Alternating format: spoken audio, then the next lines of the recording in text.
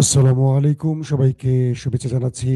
মাসুম মাহবুব দেখছেন open the YouTube channel এবং মাসুম মাহবুব Facebook page. প্রিয় দর্শক, খুব অল্প সময়ের জন্য লাইভে এসছি। সবকিছু মিলিয়ে গুরুত্বপূর্ণ খবরগুলো দিতে চাই। গলা বসে গেছে, তারপরও আপনাদের অনুরোধের জন্য বারবারই আসছি লাইভে। সবচেয়ে বড় যে খবরটি আজকে আমাদের হাতে এসে পৌঁছেছে সেটি হলো মার্কিন যুক্তরাষ্ট্রের C-30 ব্ল্যাক হক হেলিকপ্টার। এটি ইরানের মধ্যাঞ্চলে ঘুরছে, এতিমের মতো ঘুরছে, কাউকে উদ্ধারের জন্য আসছে। তিনি বেঁচে আছেন না ইরানের হাতে ধরা পড়েছেন জানে না। সঙ্গে একটি রিফিউল ট্যাঙ্কার বিমানে রয়েছে। আমেরিকার মতো দেশ ইরানে ঢুকে কাউকে খুঁজছে। কে সে? বলবো আজকের লাইভে। মার্কিন যুক্তরাষ্ট্রের অহংকার F-35 যুদ্ধ বিমান আরেকটি ভূপাতিত। ট্রাম্পের কপালে ভাঁজ পড়ে গেছে যে ইরানের কাছে কোন প্রতিরক্ষা ব্যবস্থা আসলো যে একদিনই দুটো বিমান উপরে চলে গেল। শুধু একটি নয়, দুটো গেছে আজকে। পাশাপাশি এবার আমেরিকার অনেক গোপন তথ্য ইরানের হাতে আসতে যাচ্ছে এমন আশঙ্কার খবরও উঠে আসছে বিভিন্ন মাধ্যমে। পাশাপাশি ইরান 8টি দেশের হিট লিস্ট ঘোষণা করেছে, তাদের মধ্যে কারা আছে। এছাড়া আরো কিছু খবর দেওয়ার চেষ্টা করব সব মিলে। আপনারা শুনতে এবং দেখতে পাচ্ছেন সাউন্ডের কম ছাড়া, মানে সাউন্ড মোটামুটি ঠিক আছে কিনা আমি চেষ্টা করছি। এই সপ্তাহের মধ্যে একটু আপডেট করব। আমার টেকনিক্যাল টিমকে দিয়ে স্টুডিওর মধ্যে আরো কিছু পরিবর্তন করতে হবে। একাধিক মাইক্রোফোন ব্যবহার করছি, কিন্তু লাইভের একটা প্রবলেম হয়। আমি জানি না আমার এই রুমটির মধ্যে হয় কোনো ইকো প্রবলেম হচ্ছে নাকি, আমি নিজেও জানি না। তারপরও আমি চেষ্টা চালিয়ে যাচ্ছি, প্রতিদিন ভিন্ন ভিন্ন মাইক্রোফোন চেঞ্জ করছি। তারপরও আপনাদের অভিযোগ পাচ্ছি, আবার অনেকে ঠিক মতো শুনছেন, আবার কেউ কম শুনছেন। আমার মনে হয় মোবাইলই পরিবর্তন করতে হয় কিনা শেষ পর্যন্ত। আপনাদের দর্শক, মার্কিন যুক্তরাষ্ট্রের F-35, পৃথিবীর বহু দেশ আমেরিকাকে টাকা দিয়ে বসে আছে যে আমেরিকা একটা 35 দাও না, আমাদের একটা দাও। পৃথিবীর সবচেয়ে ভয়ঙ্কর যুদ্ধ বিমান 35। তুরস্ক টাকা দিয়েছিল, তুরস্ককে দেয় নাই, কারণ তুরস্কের মানে জো বাইডেন তুরস্কের সাথে এরদোয়ানের সাথে একটু কি বলবো হাইডেন্সি খেলেছে। পরে তুরস্ক বলছে ঠিক আছে 35 যদি না দাও F-16 দাও। সৌদি আরব টাকা দিয়ে বসে আছে, আরব আমিরাত টাকা দিয়ে বসে আসে, এরকম দিয়েছে সবার আগে একটি দেশকে, তার নাম হলো ইসরায়েল। ইসরায়েল কিন্তু ইরানের বিরুদ্ধে 35 ব্যবহার করছে এই যুদ্ধে। গত 11 মার্চ, যদি তারিখটা ভুল না করি, ইরান দাবি করেছিল তারা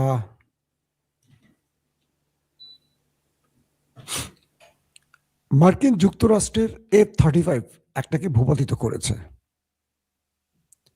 আর আমেরিকা বলেছে যান্ত্রিক ত্রুটির জন্য সেই বিমানটি, যুদ্ধ বিমানটি জরুরি অবতরণ করেছে।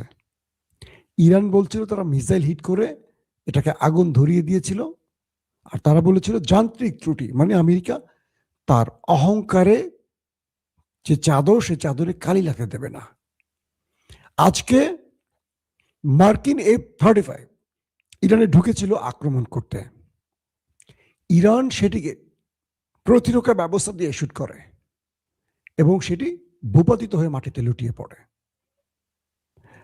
কিছু কিছু গণমাধ্যম বলছে পাইলট সেই বিমান ধ্বংসের সাথে সাথেই ওপারে চলে গেছেন। আবার ইরানি কিছু গণমাধ্যমের দাবি, আমি দুই পক্ষের দাবি বলছি, আমার কাছে যেটা রাইট মনে হচ্ছে সেটা এখন বলছি। এই পাইলট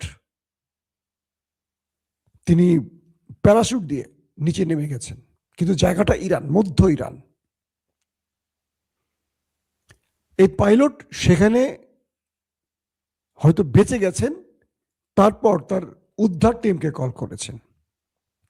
কিছুক্ষণ পর ইরানের ভেতরে মার্কিন C-30 ব্ল্যাক হক হেলিকপ্টার ঢুকে পড়ে, সঙ্গে রিফিউলিং ট্যাঙ্কার বিমান।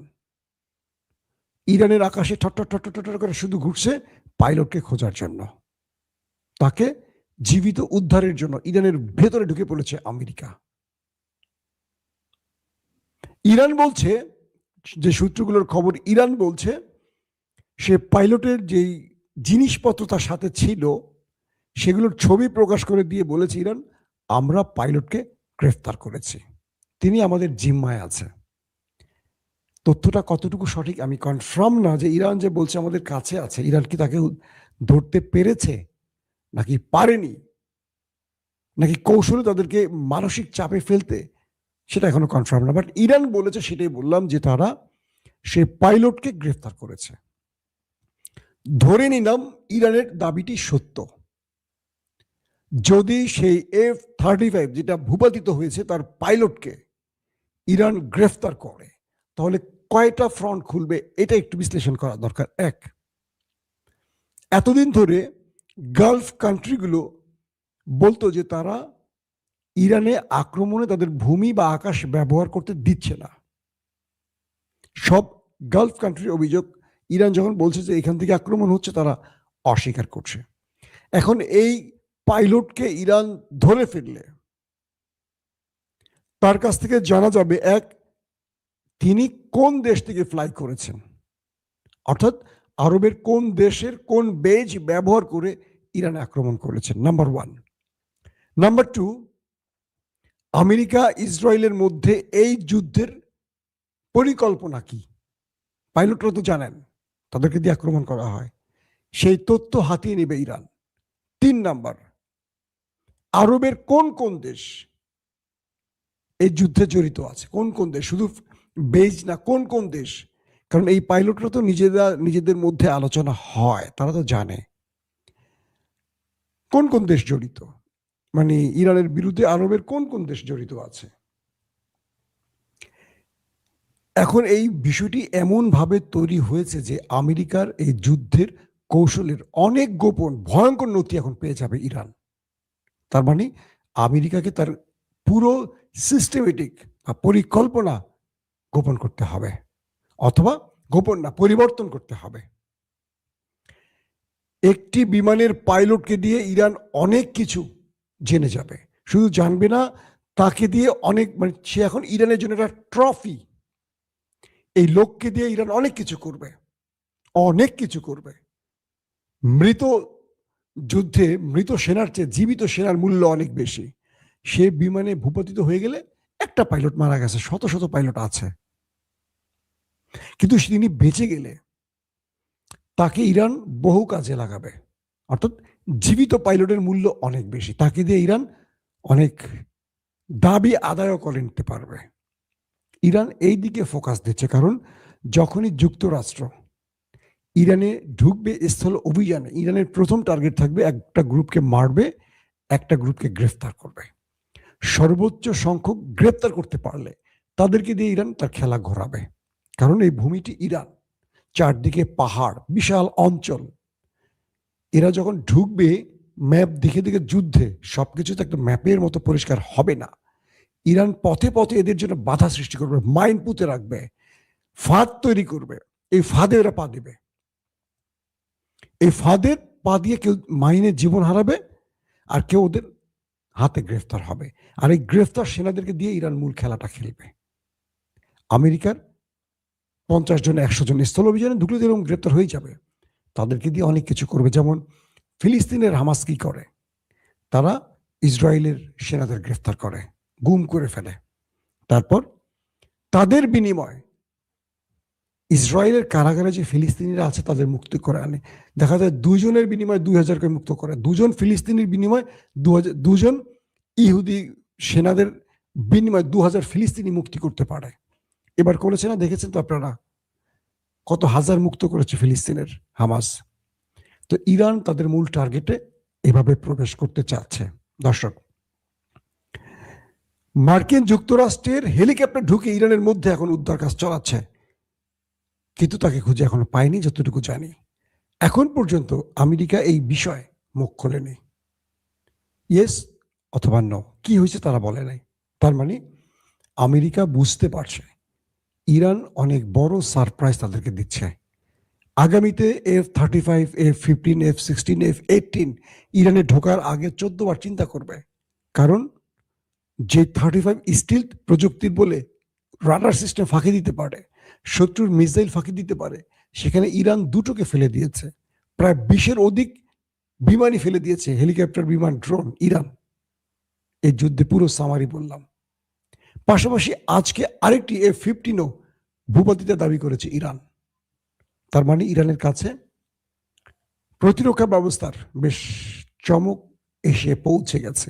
আগামীতে ইরান আরো ভয়ঙ্কর সারপ্রাইজ দিতে পারে।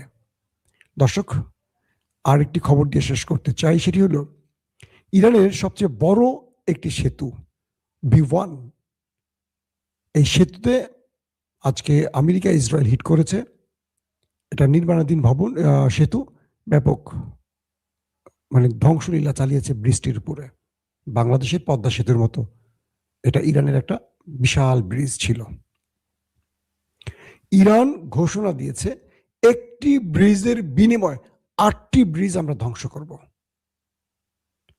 8টি ব্রিজের রেড নোটিশ জারি করেছে জর্ডান, গালফ কান্ট্রির যে কটা দেশ আছে, ইসরায়েল আর গালফ কান্ট্রির প্রত্যেকটি দেশের সেই ব্রিজের নাম উল্লেখ করে দিয়েছে ইরান। ইরানের যুদ্ধের কৌশলটা দেখছেন আপনারা। লিখে দিয়েছে বাংলাদেশের পদ্মা সেতু, যমুনা সেতু, হার্ডিং ব্রিজ, বুঝছেন নি, সুরমা নদী নাকি, সুরমা ব্রিজ নাকি, এরকম কি কি আছে, কর্ণফুলী টানেল। আমি বললাম বাংলাদেশকে উদাহরণ দিয়ে, এটা যেন না হয় কখনো। আমার দেশ, আমার প্রিয় দেশ, এটা আল্লাহ ঠিক রাখুক। তো ইরান, ইসরায়েল এবং গালফ কান্ট্রির কোন কোন ব্রিজে আজ রাতে আক্রমণ করতে যাচ্ছে সেই ব্রিজের লোকেশন নাম উল্লেখ করে দিয়েছে এবং বলছে এই ব্রিজ থেকে জনগণ চলাফেরা বন্ধ করুন, আমরা একটু পরে আক্রমণ করতে যাচ্ছি। ইরান সিভিলিয়ানদের মারতে চাইছে না। এখন আরবদের কপালে ভাঁজ, এই বেটা ড্রাম, তুই বেটা মানুষ ইরানে, আর আমরা শত শত বছর ধরে ব্রিজ বানাইছি তেল বেচে বেচে, তুই সেগুলো ধ্বংস করস, ফাইজদামি, এটা শেষ আছে তো। ট্রাম্প বেটা পুরা গেছে আউলা জাউলা হয়ে, কি করছে কি বলছে সে জানে না। কারণ আজকে জানেন আপনারা যারা আগের লাইভগুলো দেখেছেন, সেনা প্রধান সহ 12 জন টপ জেনারেলকে বহিষ্কার করে দিয়েছে ইরান, কি বলে ট্রাম্প সাহেব, মার্কিন যুক্তরাষ্ট্রে। সেনা প্রধান সহ যুদ্ধকালীন যুদ্ধ চলাকালীন সময়ের মধ্যে 12 জন টপ জেনারেলকে বহিষ্কার করেছে। FBI প্রধানকে বহিষ্কার করা হচ্ছে বলে শোনা যাচ্ছে, অ্যাটর্নি জেনারেলকে বহিষ্কার করা হয়েছে। বুঝতে পারছেন ট্রাম্প কোন লেভেলে চলে গেছে। দর্শক, আর কথা বলতে কষ্ট হচ্ছে, আজকের মতো বিদায় নিচ্ছি। সবাই ভালো থাকবেন, আল্লাহ হাফেজ। ওপেন দাইস মানে সত্যকে সত্য বলা, মিথ্যেকে মিথ্যে বলা। আমরা শোনা কথা নয়, চোখে যা দেখি তাই বলি।